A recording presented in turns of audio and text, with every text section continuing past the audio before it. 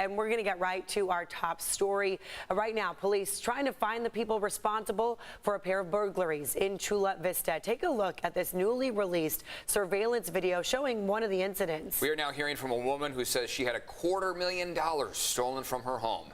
CBS 8's Chris Groh live outside Chula Vista Police Headquarters. They're hoping this surveillance video helps catch these guys. Yeah, they're hoping that anybody that watches this recognizes either that car or maybe even the individuals that got out of it. But remember, this is a burglary that happened in the middle of the day and also twice in the same neighborhood, a gated community. Now, the one victim, Angie Valerio, she's the one who shared the surveillance video with us. Her and her husband were out running errands when they were hit. That when they came home from that errand run, they found cash, jewelry, and other valuables missing. That cash, as much as $250,000. It was money that Valerio had been saving since she was about 15 years old. Now, that video shows those responsible casing the neighborhood before they actually broke in. They drove a red Lexus. Once they picked their target, they smashed their way in and pepper sprayed the woman's dogs to keep them quiet, then made off with the valuables. They took my jewelries, all the jewelries that I got from my parents since I was a little child. The cash that I've been saving since I was 15 years old, that my parents, has been giving it to me. Yeah, and this happened in the Rolling Hills Ranch neighborhood in Chula Vista. So police are asking if you live near there, or maybe you saw that video and recognized something or someone, to go ahead and give them a call so that they could potentially find those things that were stolen or make sure that they put those responsible behind bars. Eric and Neda. Chris Groh, thank you for that. Let's hope they are found quickly. This morning, a San Diego youth hockey coach and substitute teacher facing federal child pornography charges. Dan Dasco is his name. He was arrested by the FBI last week.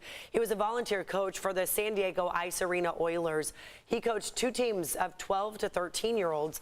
The Ice Arena Hockey Club president says he's not aware of any incidents with kids at the San Diego Ice Arena. And according to state records, Dasco worked as a substitute teacher at several North County schools since 2018. Possible victims and anybody with information is asked to contact the FBI. Most of those kids were my friends, and that's not good. And I don't want to go to your guys' school if they don't have protection. This morning, families and residents of Uvalde, Texas, continue to demand accountability after the school shooting that killed 19 students and 2 teachers. And this comes after that preliminary report said inaction by law enforcement may have contributed to the tragedy. CBS's Harvey Biggs has the latest. Grief and anger continue to be on display in Uvalde, Texas. For the injustice that has gone to our children. This was the scene last night as angry parents and residents sounded off at the local school board meeting. They want to know what is being done to safeguard the schools in the future. Many also calling for District Police Chief Pete Arredondo to be let go. If he's not fired by noon tomorrow, then I want your resignation and every single one of you board members, because y'all do not give a damn about our children or us. State police officials have blamed Arredondo for failing to take charge of the situation. But a preliminary report just released by Texas House Investigative Committee says other agencies should have stepped up and assumed command. The investigation found, quote, egregiously poor decision-making at the heart of the botched response to the shooting. We gotta get in there. We gotta get in there. He just keeps shooting. Surveillance video shows police arrived at the school within minutes of the first 911 calls. A total of 376 law enforcement officers from nearly 24 federal, state and local agencies descended on the scene. They waited over an hour before moving to take the gunman down. Hey, we're going in or we're staying here? What are we doing? School officials told parents they're considering delaying the start of next school year to make sure more safety measures are in place. Harvey Biggs, CBS News, New York.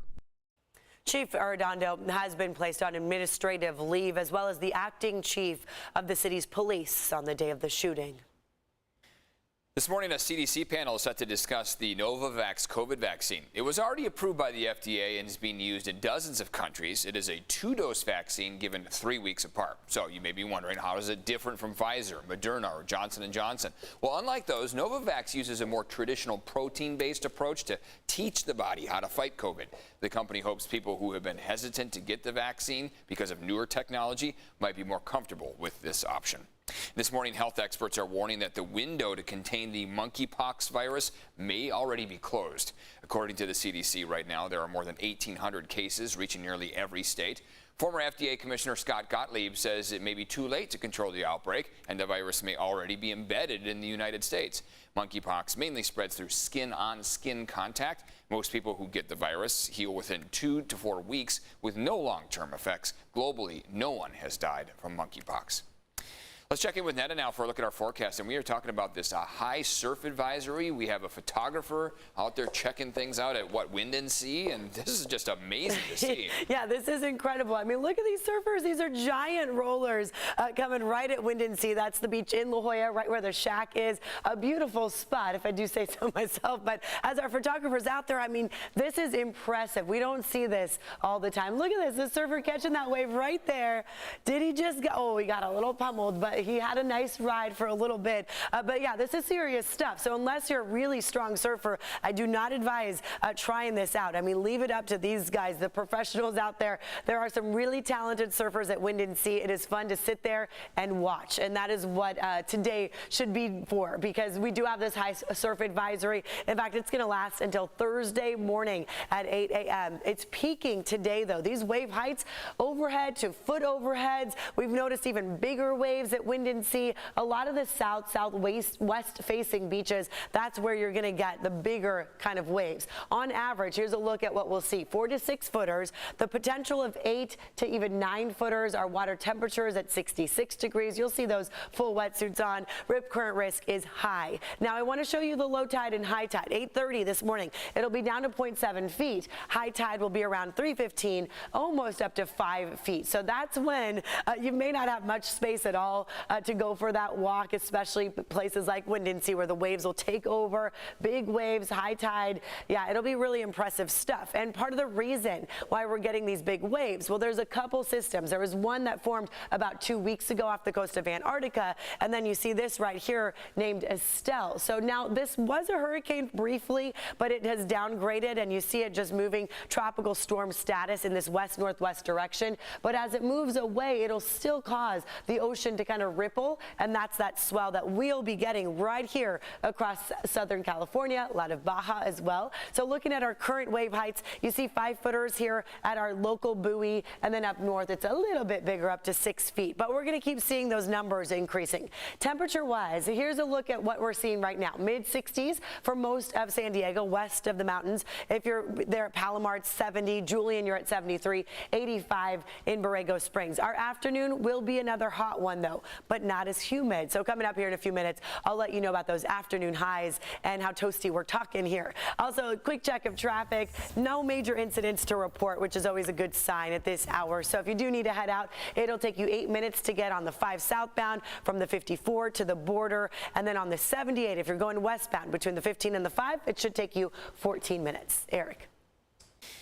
Moving along is always good on the gas prices, right? This morning, those gas prices continue to drop. The average price for a gallon of regular in San Diego County, $5.85, down about 3 cents from yesterday. The Biden administration's energy advisor expects this trend will continue, saying the national average could soon drop to $4 a gallon. And boy, wouldn't that be nice? Gas prices may not matter. If you're $530 million richer, that's how much is up for grabs in tonight's Mega Millions jackpot drawing. By the way, the 8th largest Mega Millions prize ever.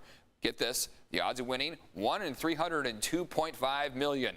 So yes, you are more likely to be struck by lightning than to win the jackpot. But you never know if you don't play, right?